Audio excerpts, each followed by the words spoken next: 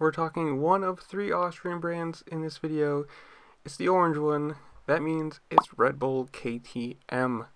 Personally, I'm going to start this right off. I love Cooper Webb, so I'm a little biased here. I think he's cool. But we're going to start with the 250s because this is where things kind of get exciting. They have their young talent, Max Volland, however you say his last name, who is, I don't know, you really haven't gotten much out of him, good or bad. He's shown some speed, but he's just kind of young and whatever. Where the fun thing really starts is Tom Vial. Obviously, this is a guy coming over from MXGP, so he is a European, prospect European guy. How else are you going to do on just a few months of training with Supercross? Obviously, he's got to have the speed and be good enough that Red Bull wants to send him over here and do this, because there's no reason you're going to get a big factory ride from a team that just says, yeah, sure, whatever, you're from Europe, let's come on. No. Tom Vial, I think, is going to do really well in this. It's just how well he adapts to Supercross and, American racing compared to MXGP format and all that kind of stuff. But that'll be the interesting one to watch. I think he does good.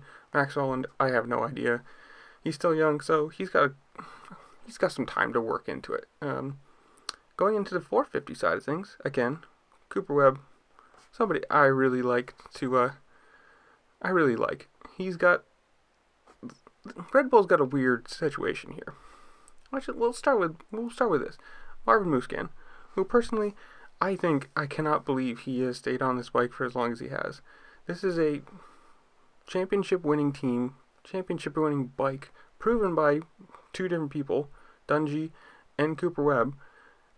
Marvin Musquin has been on the bike with them the whole time and cannot seem to win a title of his own. And now he's on just a 450 SX contract. So they're going to be running 3 bikes in Supercross, and I don't get it. I don't understand why Musquin has stayed on the bike for so long. I understand he's consistent and he is a podium top 5 guy, but at a certain point, the bike has been proven to win championships, and he hasn't done it. I think it's time to move on from him, but that's my opinion. In the second seat, or I guess you'd call it second seat, Aaron Plessinger, who is obviously one of the coolest guys in the whole sport. Just, he is who he is. He doesn't care. He's super fun. I personally really like Aaron Plessinger. If I can find it, I'll put a video up here back from motocross last year that I filmed. He's a cool guy. Fan favorite. He's shown speed. Is he the fastest guy in the world? No. But he's consistent, and he's good. He's good for the team, PR-wise. He's just a very cool guy in the sport. I don't know. He is what he is. I love the cowboy hat and just his whole personality. He's awesome. And, well, now we're going to get to it. The Cooper Webb thing, who knows how this goes? He's got a 450 contract with an option to race 450 MX. So, is this his last year with KTM? Is he done? Is he retiring? Is he moving to a different team? Is he done with this? Who knows? Obviously, he's won championships on the bike. He's looked really fast on the bike. Last year, he really did not look fast on the bike, compared to a lot of other people. And that could just be a stature thing and not being as fast in the whoops as other people. But it's a weird situation. They've got 2 guys on Supercross only contracts. One with a option to race motocross. One guy with both contracts, and then one guy with only a Supercross contract.